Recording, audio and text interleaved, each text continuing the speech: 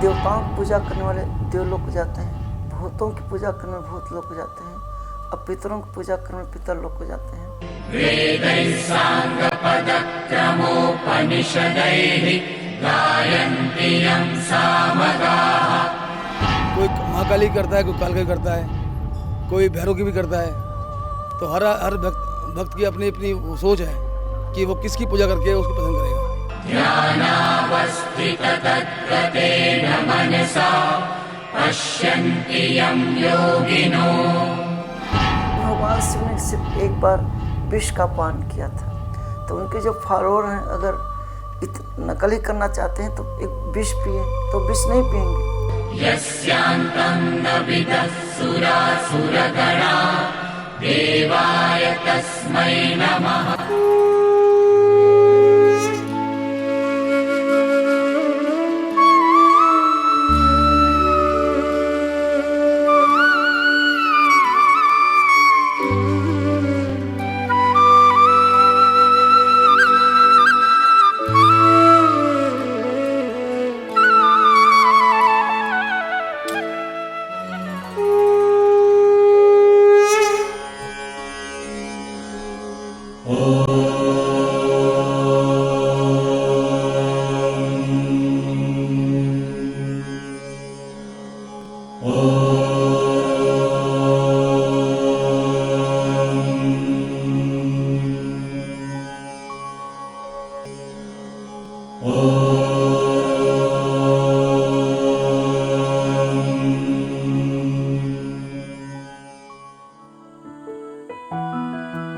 इस सारी सृष्टि का निर्माण ईश्वर ने किया है।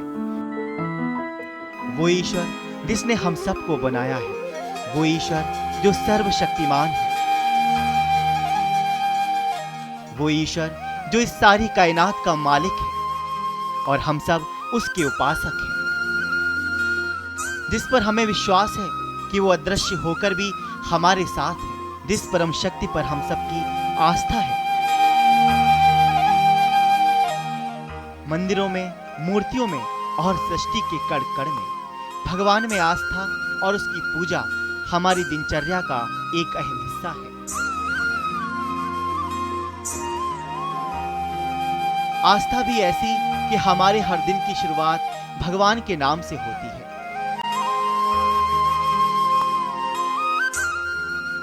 श्री कृष्ण इस कलयुग में नाम के रूप में अवतार लिया हुआ है। हरे कृष्णा कृष्णा कृष्णा हरे हरे, हरे राम राम राम हरे। ये जो हरे कृष्ण महामंत्र है, इसमें और स्वयं भगवान कृष्ण में कोई अंतर नहीं है। तो इस कलयुग में सबसे सुंदर और सरल आसान तरीका है भगवान की भक्ति करने का कि आप भगवान का नाम लीजिए। यानी गृह थाको बने थाको सदा हरि बोले डाको। आप घर में हो, वन में हो, कहीं भी हो, जहाँ भी हैं, आप भगवान का नाम ले सकते हैं। हमारी हर खुशी और हर गम में हम ईश्वर को याद करते हैं, अपनी हर दुआ में उसको शामिल करते हैं। ये मंदिर प्रतीक है भगवान का और उसकी सत्ता का। इन मंदिरों में इंसान न सिर्फ ईश्वर की प्राप्ति करता है, बल्कि अपनी तन मन की शुद्धि करता है और इस पावन स्थान पर आकर अपने मन को शांत करता है।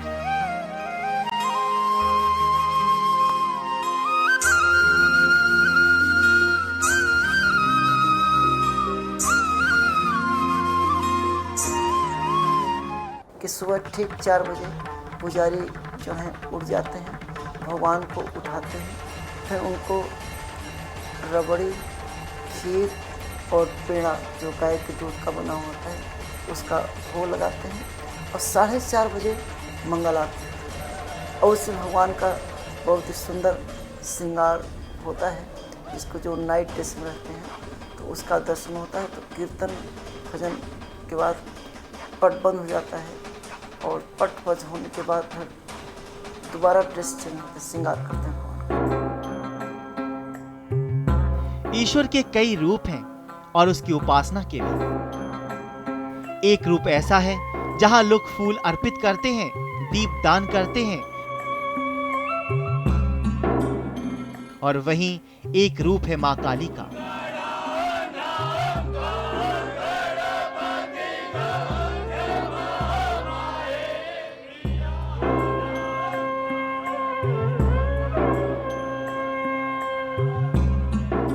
जहां मां काली को जानवर और रक्त अर्पित कर बलि देकर अपनी आस्था और उपासना को प्रकट करते हैं। देखो, ये कालका माँ के पूजने के लिए हम तरीका हर भक्त की अपनी वो है, भावना है। कोई भक्त माता के लिए माला चुन्नी लेके आता है, कोई घी लाता है, कोई फूल लाता है, कोई दूध लाता है, कोई चंदन शहद, कोई शराब मदिरा लाता है, और तो कोई साड़ी लाता है। कोई भक्त तो ऐसा तो माता के लिए टूथपेस्ट भी लेके आता है, ब्रश भी लेके आता है, कोई सिगरेट भी लेके आता है माता के लिए, कोई बीड़ी लाता है। तो हर आदमी की व्यक्ति भावना है, तो सोचता है भाई माँ जिसकी भावना से लेके आता है कि माँ मेरी भावना चीज़ को, मेरी भेंट को स्वीकार करेगी।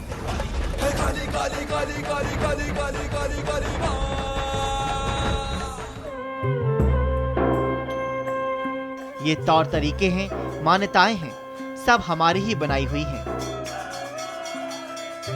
और ये आस्था आधार है हमारे धर्म की।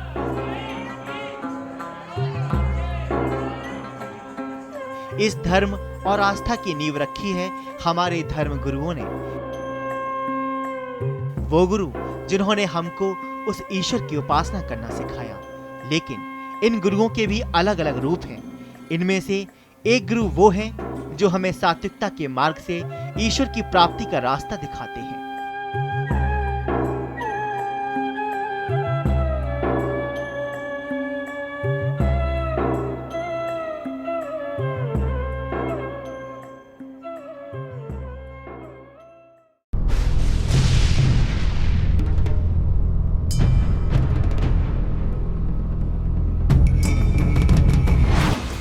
ईश्वर के कुछ ऐसे भी उपासक हैं जिन्हें इस आस्था पर शायद भरोसा ही नहीं है। तभी तो वो चुनते हैं ऐसा कठिन रास्ता जो उन्हें आम लोगों से कुछ अलग बनाता है।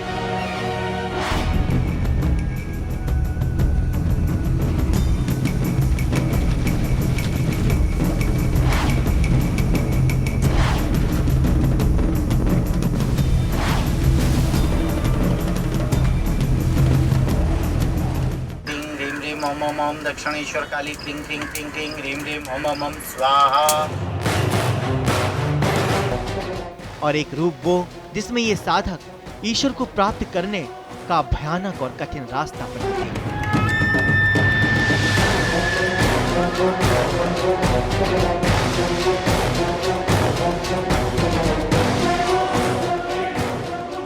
और वो है तंत्र मंत्र का रास्ता।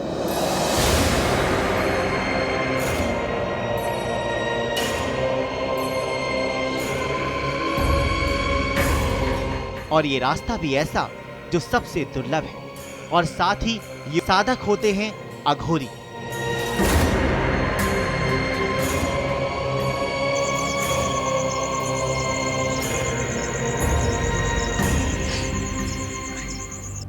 देखिए, हमारे देश में दो तरह की सांप्रदायिक धाराएं, साधनाएं। एक वाम मार्ग कहलाता है, दूसरा दक्षिण मार्ग कहलाता है।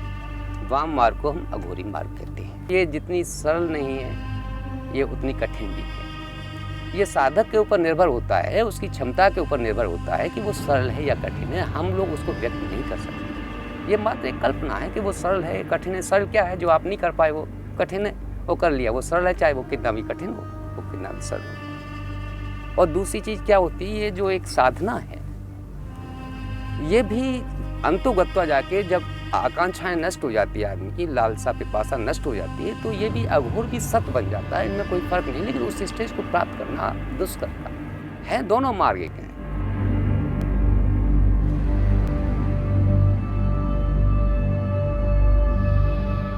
अघोरियों को भगवान शिव का ही प्रतीक माना जाता है। ये एक ऐसा समुदाय है जो अपना गुरु शिव को ही मानता है।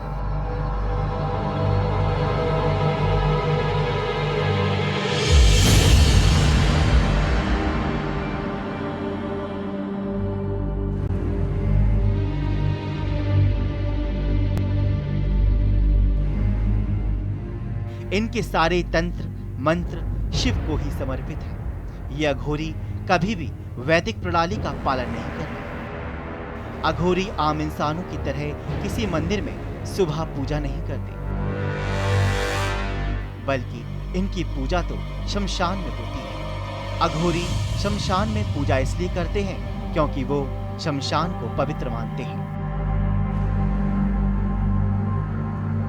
अघोरी शमशान को इसलिए चुनते हैं क्योंकि उनका मानना है कि वो ईश्वर तक पहुंचने के लिए सब कुछ त्याग के उनकी चरम तक साधना करेंगे। इसलिए ये किसी घर में न रहकर सब कुछ त्याग के अंतिम निवास माने गए शमशान में ही रहते हैं।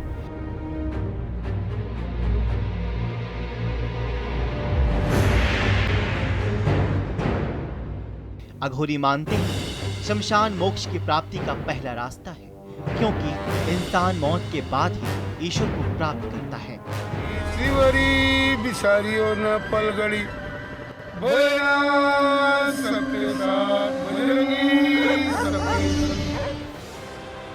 अमरनाथ की यात्रा के बाद अमरनाथ की छड़ी जाती है मणिमहेश। राधा अष्टमी से श्री कृष्ण जन्माष्टमी तक वहीं रहती है। असली अघोर वहाँ के लोगों के जो वहाँ के जो लोग हैं, वहाँ के अंचल में बसने वाले लोग हैं, उन लोगों को भी पता है। वो घर से निकलते हैं, बलि देते हैं, रात्रि में जहाँ विश्राम करते हैं वहाँ बलि देते हैं और उस बलि प्रसाद को पाते हैं। फिर पूर्ण झील है, उसमें स्नान करते हैं और भगवान शिव को भी वो बलि देते हैं। ऐसा बाबा ने बताया कि इस अघोर लाइन के परम पुरुष जो हैं भगवान शिव, उनके बाद दत्तात्रेय भगवान का नंबर आता है। वो अत्रि मुनि के पुत्र हैं, माता अनुसुईया के। इसके अलावा जो है गोरखनाथ जी, किनाराम जी, वाम भेपा, तारापीठ के बहुत से गुप्त अघोरी हैं जो अभी गुफा में रहते हैं, वहाँ आराधनाएं अपनी साधनाएं करते हैं। लेकिन गुप्त साधना को प्रकट नहीं किया जा सकता, ऐसा बाबा का कहना है। क्योंकि वहाँ उनके गुरु हैं या ऋषि हैं, उन्होंने आदेश नहीं दिया कि किसी साधना को आप किसी के सामने प्रकट करें। क्योंकि साधना और तमाशा दो अलग चीज़ है। मदारी तमाशा दिखाता है, लेकिन साधना कभी साधना का दिखाने का प्रयास ही नहीं करता। वेदों पुराणों में ऐसा माना जाता है कि ईश्वर की पूरी तरह से प्राप्ति इंसान के मृत्यु के बाद ही होती है, क्योंकि उस समय में ही इंसान पाप, घृणा, द्वेष के बंधनों से मुक्त होता है। और इसीलिए मृत्यु के बाद इंसान के शरीर को पार्थिव माना जाता है। उस पार्थिव शरीर को स्वर्ग के रास्ते की ओर भेजने की क्रिया की जाती है। इंसान के मृत शरीर को पावन गंगा में स्नान के साथ फूलों के हार से सजाया जाता है। उसके मुख पर पवित्र गंगा जल को अर्पित किया जाता है।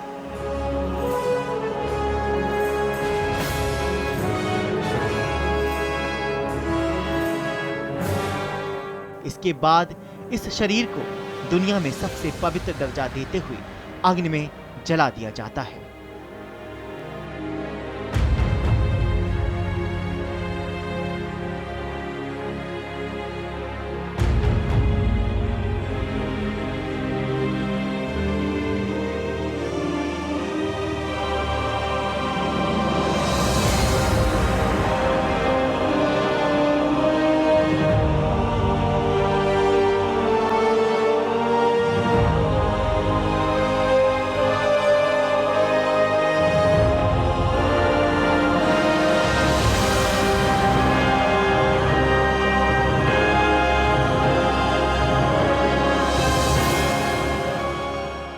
और इस तरह जहां से इंसान की जीवित रूप में यात्रा खत्म होती है, वहीं से शुरू होती है अघोरियों की यात्रा।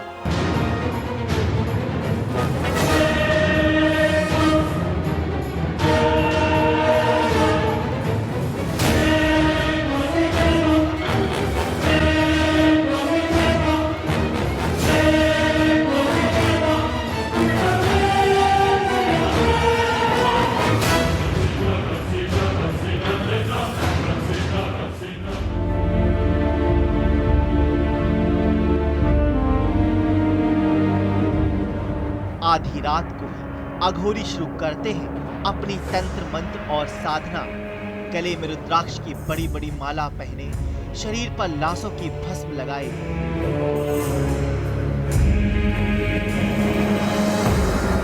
आधी रात को ये हाथ में कपाल लिए कठोर तप करते हैं। ललाट पट्ट पावके किशोर चंद्रशेखरे रति प्रतिक्षणम मम।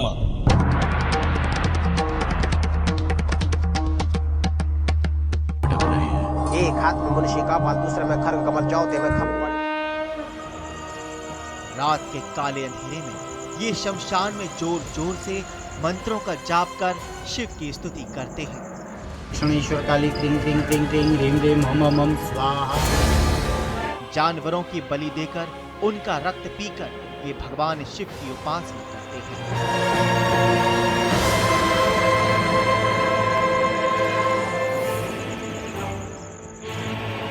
अपनी साधना में ये न सिर्फ जानवरों को बल्कि इंसानों की भी लाशों को खाते हैं। इनके लिए किसी लाश का मांस खाना महाप्रसाद होता है।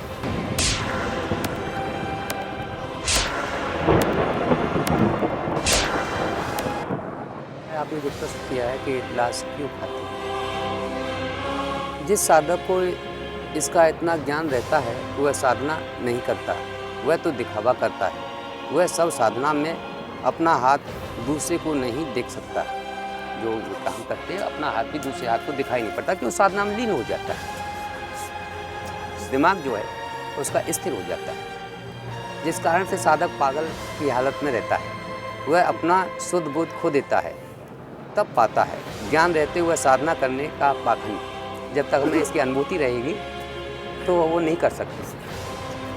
खाने के भोजन का जब तक आदमी को पता चलता रहेगा तब तक वो नहीं करेगा। जैसे आपने कहा ना लाश, इस संसार में सब चीज़ जो जीव रहित है, शक्तिहीन है, वो लाश है।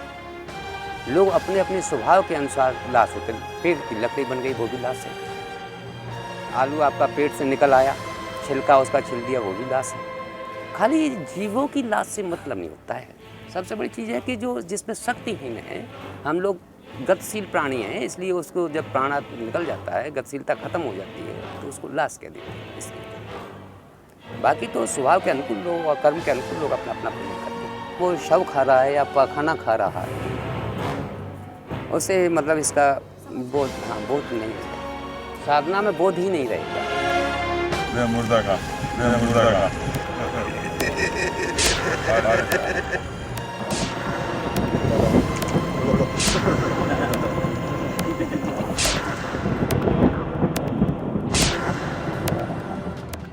क्योंकि अघोरी मानते हैं कि मृत्यु के बाद इंसान का शरीर पवित्र होता है।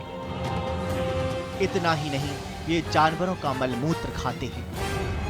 वो कहते हैं कि जब ये सारी सृष्टि ही ईश्वर ने बनाई है और कण कण में ईश्वर का वास है, तो फिर हर चीज पवित्र है और उस ईश्वर की ही प्राप्ति है, तो कुछ भी अशुद्ध कैसे हो सकता है। फिर चाहे वो किसी जानवर की लाश हो या मनुष्य हो। अघोरी अपने अंदर इतना अघोरपना लेके आता है, इतना अघोरपना लेके आता है कि उसको कुछ नहीं दिखता। वो लैट्रिन, पेशाब, मल, मूत्र ये सब खा लेता है। वो कुत्ता बिल्ली के साथ वो सब संभोग करने में सक्षम हो जाता है।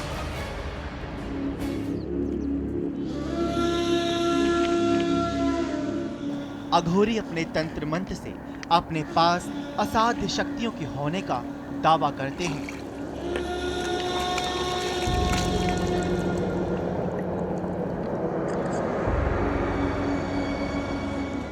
अघोरी अपनी साधना के दौरान जानवर की प्रवृत्ति धारण कर लेते हैं। इनका मानना है कि एक साधारण पूजा से इनको वो शक्तियां प्राप्त नहीं होती, इसलिए ईश्वर को प्राप्त करने के लिए उन्होंने ये रास्ता तय किया है।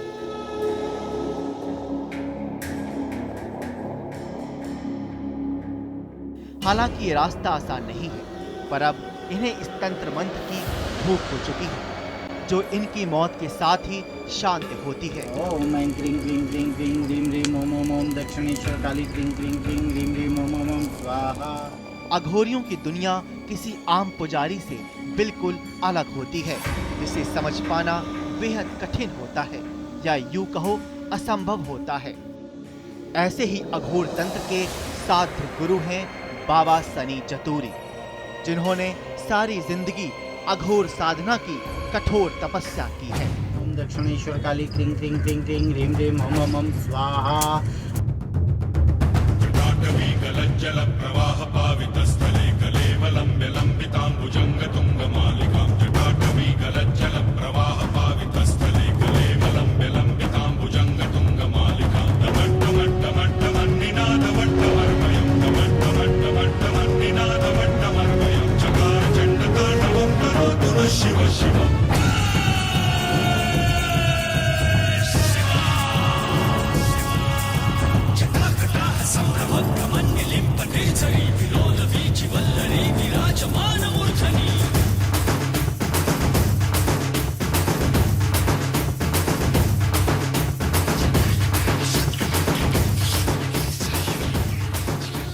ये अघोर सिर्फ शिव के लिए आया था, मनुष्य के लिए नहीं आया था। अघोर सिर्फ काली को अपने बस में करने के लिए शिव ने अघोर पना दिखाया था, क्योंकि काली ही एकमात्र ऐसी अघोर है जो मुंड की माला तंत्र के माध्यम में वो जानी जाती है। तारापीठ काली, श्यामा काली, ये 7-8 कालियाँ विख्यात है। अभी आपने थोड़ी देर मुझे देखा कि मैंने कलेजी का हवन करा, और आपने अभी नहीं देखा मैंने अपना हाथ काटा या अपनी ईला पिंगला नीला नाड़ियों को। ये लोग कहते हैं कि क्या कहते हैं, ये लोग कहते हैं कि अघोर करने से हम लोग शक्तियों को जागृत कर लेंगे, जबकि ऐसा नहीं होता। एक गृहस्थ इंसान भी शक्तियों को प्राप्त कर सकता है, और एक बाल ब्रह्मचारी भी इंसान शक्तियों को प्राप्त कर सकता है। जैसे एक प्रकार से एक डॉक्टर हिप्नोटाइज कर सकता है, तो एक साधक भी आपको खींच सकता है। मैं आपको खींच सकता हूँ।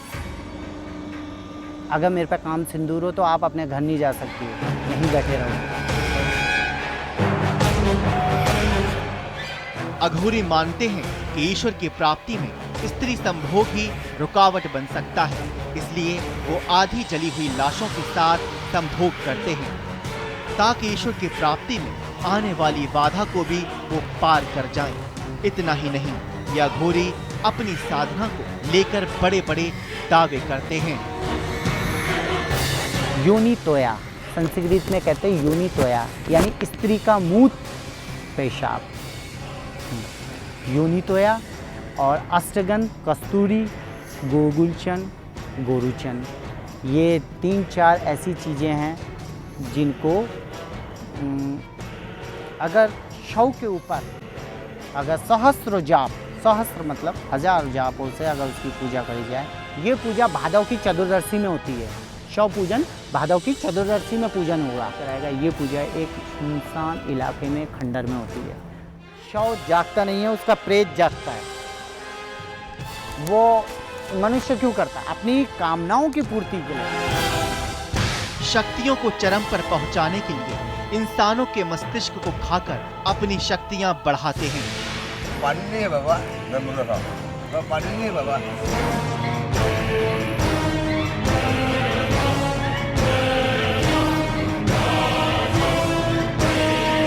पहले अघोरी तंत्र मंत्र से लोगों की मदद करते थे, लेकिन अब ये तंत्र मंत्र से असाधारण शक्तियों को कैद करते हैं, उन्हें अपना गुलाम बना लेते हैं। यहाँ तक कि कर्ण पिशाचनी को भी अपने कब्जे में करने का दावा करते हैं। ये न सिर्फ अपने तंत्र मंत्र से लोगों को काबू में कर लेते हैं, बल्कि अपनी इस साधना से असाध्य शक्ति भी हासिल कर लेते हैं। ये किसी को भी सम्मोहित करने का दावा करते हैं। अगर हम संतोषी माता की करते हैं या पूर्णागिरी माता की करते हैं, किसी करते हैं, तो हम नारियल की भेंट देते हैं। लेकिन हम लोग करते हैं काली की पूजा। तो मैं जब माई महिष मर्दिनी बनी तो उसको रक्तपान हुआ, तो हम लोग अपनी शक्ति जागृत, हमको और मिले ऊर्जा, और मिले और मिले और मिले, कारण हम लोग उसकी इच्छाओं को पूर्ति करते हैं। कि कभी मछली का भोग डाल दिया, कभी अपना खून, कभी अपना ये वो अटरम सटरम उसमें डाल के उसको पूर्ति करते हैं। इनका ये भी कहना है कि ऐसी साधना से ये किसी भी इंसान को खत्म तक कर सकते हैं।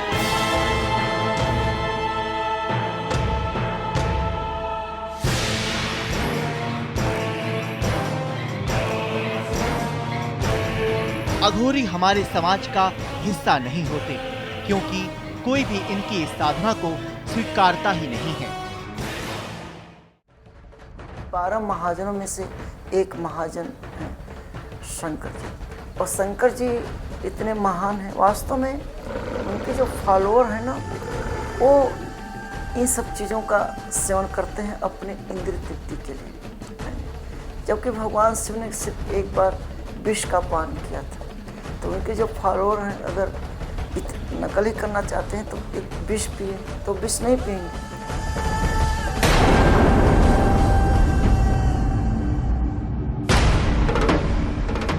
अघोरियों की जड़ हिंदू धर्म से आई है। अघोरियों को डरावना, खतरनाक साधु समझा जाता है।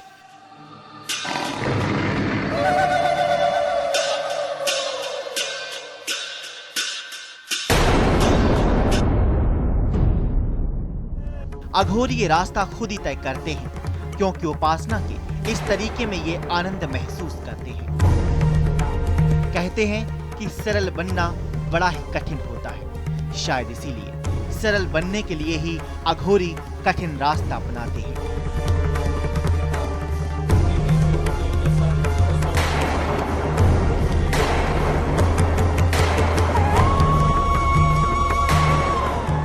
हमारे लिए महज एक कल्पना से ज्यादा और कुछ नहीं है, लेकिन अघोरियों के लिए ये उनका ईश्वर को प्राप्त करने का सच्चा और अचूक मार्ग है। तेरी महिमा पार। जिस रास्ते पर वो साधना करते हैं भगवान शिव की, और रास्ता ऐसा जो सारी हदों को पार कर जाता है, जो इंसानियत से परे है।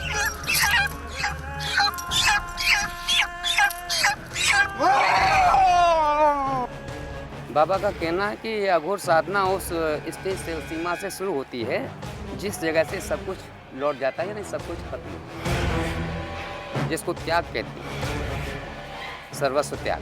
तो वहाँ वो आदमी, फिर आप ये नहीं कह सकते कि सरल है या कठिन है, जो सर्वस्व त्याग निर्भर हो गया, सर्वस्व त्याग में प्राण भी आ जाते हैं, शरीर भी आ जाता है, तो फिर वो उस मार्ग पर चलता है।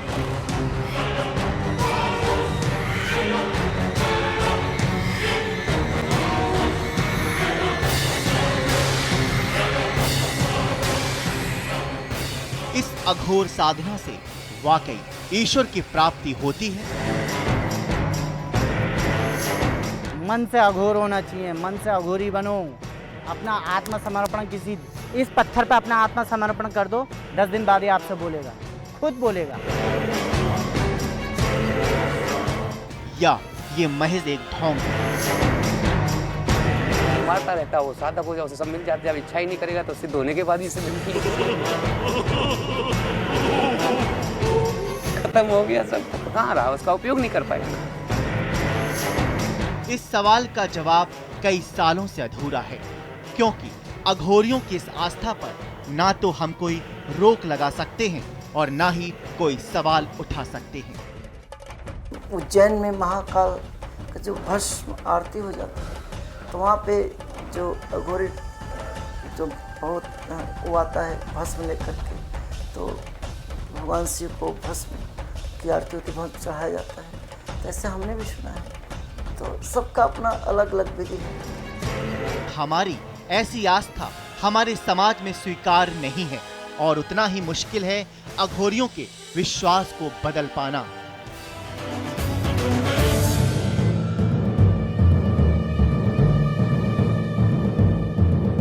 सहस्रलोचन प्रवृत्त शेषलेख शेखर धोरणी विदूसरांगीठ।